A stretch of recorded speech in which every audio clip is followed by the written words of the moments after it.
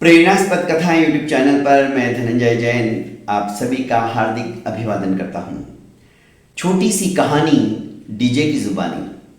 दोस्तों, एक सेठ अत्यंत धर्मात्मा प्रकृति का, परिवार के अंदर प्रेम और एक दूसरे को समझने की भावना प्रत्येक सदस्य के अंदर अंतर्निहित थी। सेठ समय समय पर अपने कठिन परिश्रम से उपार्जित लक्ष्मी का सदुपयोग करने हेतु गरीबों की सेवा शुश्रूषा करता था।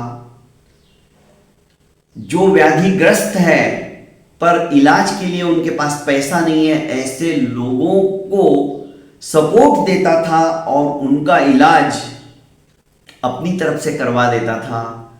जो बच्चे पढ़ नहीं पाते थे पर पढ़ने की इच्छा रखते थे, पैसों की अभाव की वजह से ऐसे बच्चों को सुशिक्षित करता था। पर कहते हैं ना, लक्ष्मी चंचला होती है, वो एक जगह टिक के नहीं रहती। धीरे धीरे सेठ के पास जो कुछ पुण्य के उपार्जन से कमाई हुई लक्ष्मी आई हुई थी, वो धीरे धीरे लक्ष्मी के साथ चली भी गई। समय ऐसा बदला कि सेठ की ऐसी परिस्थिति देखकर दूसरे व्यापारी भी सेठ से कन्नी काटने लगे। पर कहते हैं ना, सब दिन रहत न एक समाना। फिर भी सेठ जो कुछ अपने परिवार का उदर पोषण करने के लिए दिन भर कमा के कष्ट करके लाता था, उसमें से कुछ बचता था तो असहायों की सहायता जरूर करता था। पर धीरे धीरे लोगों में चर्चा होने लगी कि सेठ को अभी पैसा दिया तो समझ लो कि वो डूब जाएगा। तो सेठ को कोई भी उधार देने से भी 10 बार सोचता था और धीरे धीरे लोग सेठ के प्रति उपेक्षित भाव रखने लगे। अब सेठ का व्यापार जो कि थोड़ा बहुत चलता था वो भी समाप्त हो गया। मन में आने लगा कि अब तो मेरी इज्जत भी नहीं करते हैं लोग। मुझे पहले देखते ही सम्मान के साथ में बुलाते थे, अब तो मुझे देख के मुंह फेर लेते हैं।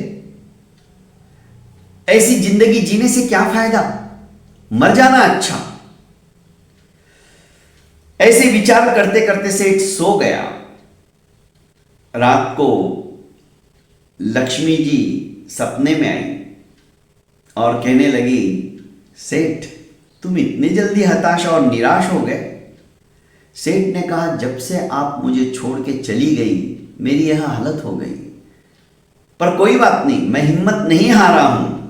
लक्ष्मी ने कहा, तुम हिम्मत हार भी नहीं सकते हो और इसी वजह से मैं तुम्हारे घर पे वापस आना चाहती हूं। सेठ ने मुस्कुराते हुए कहा, मैं तुम्हारा स्वागत कैसे करूंगा, मुझे कैसे पता चलेगा कि तुम आ गई हो।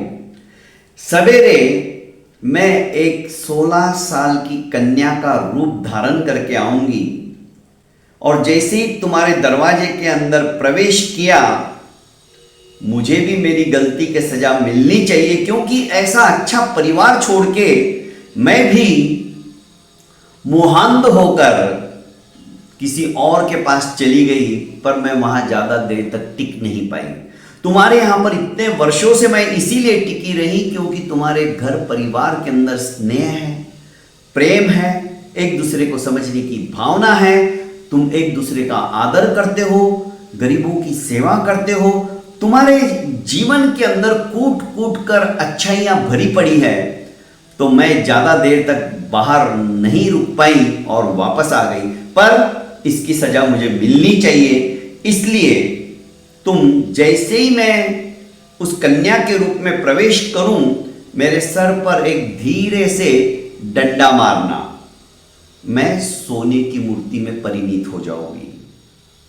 और जैसे ही मैं सोने की मूर्ति बनी, तुम चाहे जितना सोना काट कर बाजार में उसका विक्रय करना और उतना पैसा लेकर अपना व्यापार शुरू करना। मैं चंद मिनटों में ही वापस अखंडित मूर्ति बन जाओगे। जितना अंग तुमने काटा है मेरा वापस अपने आप आ जाएगा। लक्ष्मी इतना कह के अंतर ध्यान हो गई। सेठ ने सोचा क्या उलूल जुलूल सपना आ गया मेरे को भी।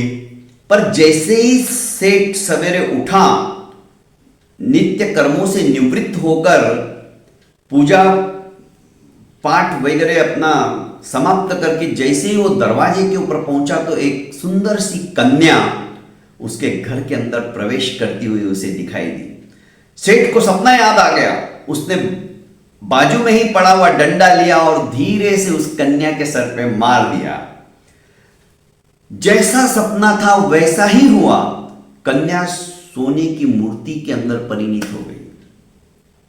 सेठ को बड़ा आश्चर्य हुआ, ये तो सपना सचमुच में साकार हो गया। और ब्रह्म मुहूर्त में देखा था, साक्षात लक्ष्मी मेरे घर में वापस आ गई।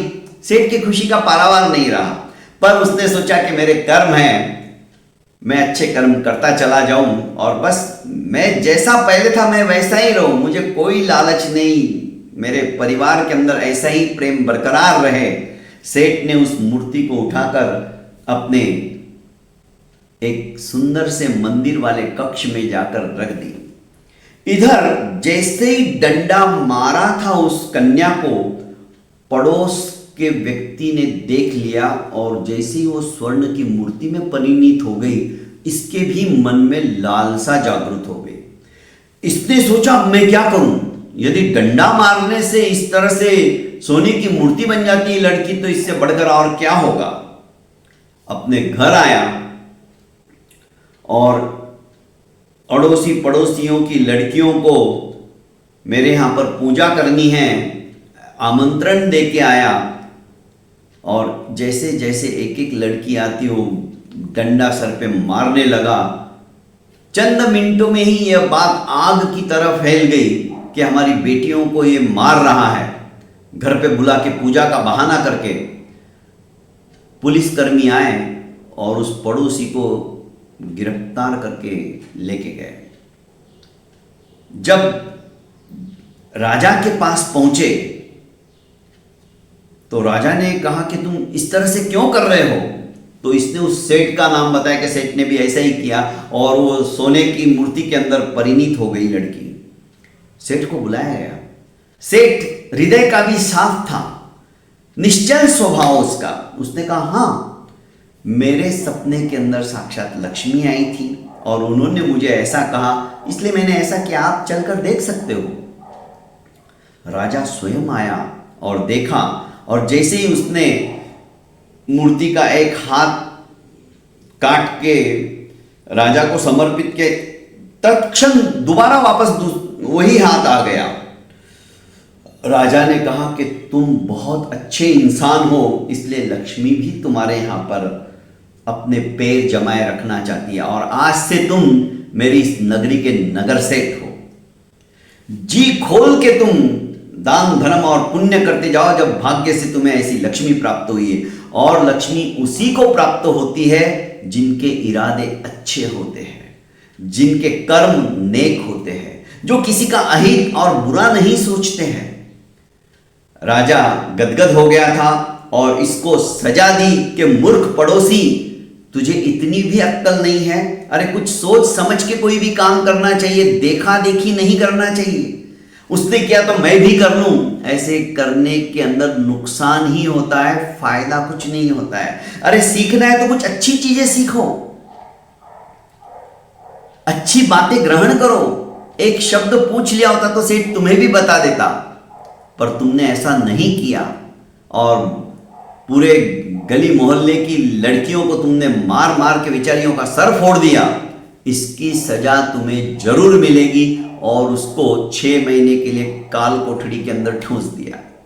कहने का अभिप्राय है दोस्तों कि कुछ भी चीज हम करें उसके पहले 10 बार सोचें कि उस कार्य को करने के पीछे अभिप्राय क्या है, हम क्यों कर रहे हैं, उसके पीछे उद्देश्य क्या है, कारण क्या है।